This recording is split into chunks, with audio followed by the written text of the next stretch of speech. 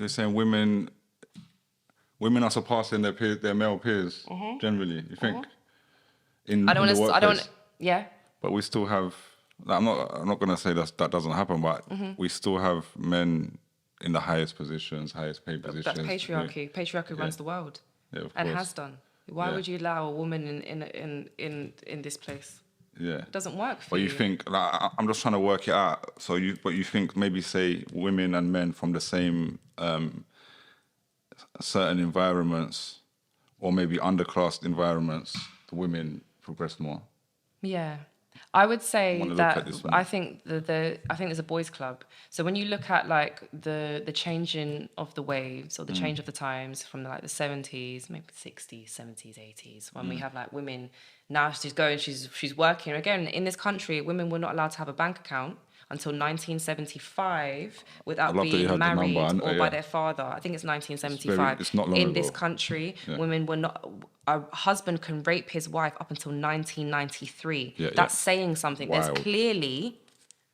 There's clearly a very disgusting dichotomy going on. Yeah. And that's because we're seen as property. We're seen as being less than. We're seen as we have to be subservient. And you see this. You have to. Please. It's an interesting one when you touch on the word property. So this is one thing that I'm sure will end up in the comments, and what people will say to counter this, or the red pill men's rights people. They always talk about family courts and how women have the advantage in the family court. And I used to go, oh, that's only the one place I agree with you, and I'd have the whole conversation. Right. But I recently realised a few things about that. One, that apparently the majority of men who apply for joint custody get it. They do. But they mostly don't apply. Because they're scared, because they have that idea that she's going to win anyway. Or they might not even win it. Fuck them kids and fuck you too.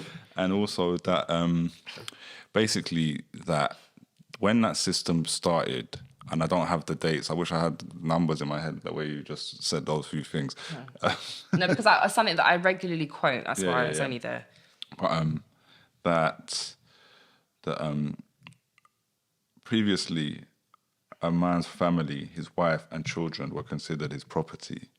Facts. And at the time, children... That's all over the world, by the way, as well. That's not just England, that's everywhere in the world. But here, when it was that set up here legally, kids were also allowed to be sent out into the workplace. So you could send those kids out into do some kind of labour job. Okay. Like from a young age, I don't know the exacts off the top of my head, like I say. 12. And like they would be able to, so they bring in money to the house, that benefited the husband.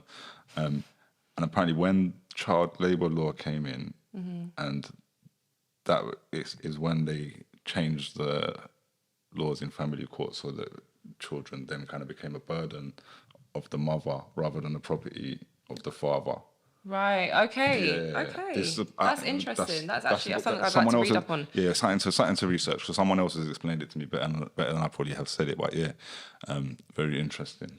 Yeah, I'm going to do some reading on that. Send me whatever you got on that.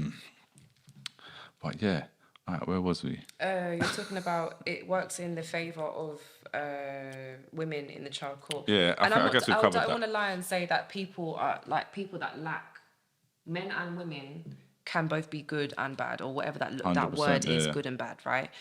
If you're bitter in your heart and someone's done something to you, now you want to make them suffer and pay. That's somebody that needs to get therapy. Do you know what I'm saying? Yeah. And I'm not going to say that people don't manipulate the system and don't try to get what they want and try to punish somebody. I'm not saying that's not the case. I'm not saying that. But the overall, like, you know, when people talk about, oh, you know, what happened to the black families and our grandparents used to stay together for 60 years. Your granddad used to beat your grandma and horn her, use all the money to gamble and do X, Y, and Z. And she had no other choice because it was her only way to fucking survive. Because she couldn't even have a bank account. My point exactly. Yeah. Critical thinking, people. Hello? Yeah. And again, I'll say, in the white families as well. Red flag for them. No, 100%. And do you know what? Like, I'm someone who used to say that.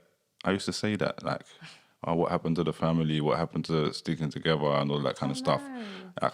So I like making that point that I've come to learn these things. I'm not biased. People go, oh, you're biased to the... No, I'm no, biased not to at all. what? I'm biased to what? I'm biased against men. That wouldn't make any sense if I'm a man. Yeah. So I had to learn that. Also, one other thing I'll say negative about myself.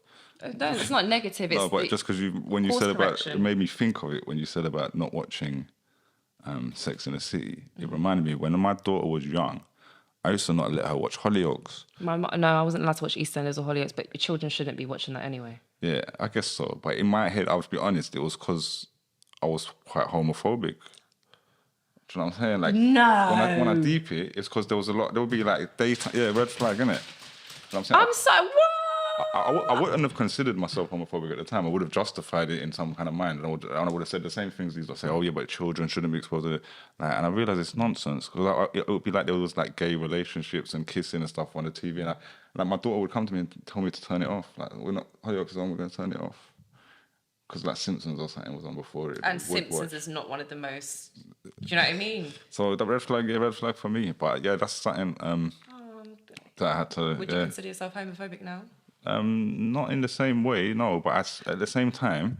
Not in the same way, okay. No, I said I would say no, I'm not, as in I actively am anti-homophobic in the way I'm anti-racist. Okay. But I would also say I still contribute to every single one of these things in my life in some way, which is racism, misogyny, because by default you are just... By default being a straight white man. Okay. And as also... long as you know your part to play. Yeah. And so I feel like it's something I have to always be aware of and always ready to listen. So listen to gay people about their issues. Mm-hmm. Listen to trans people about their issues. Listen to women about their issues, rather than me trying to dictate what those issues are and what the outcome is. Because I see a lot of white people and people who are not part of a group doing that.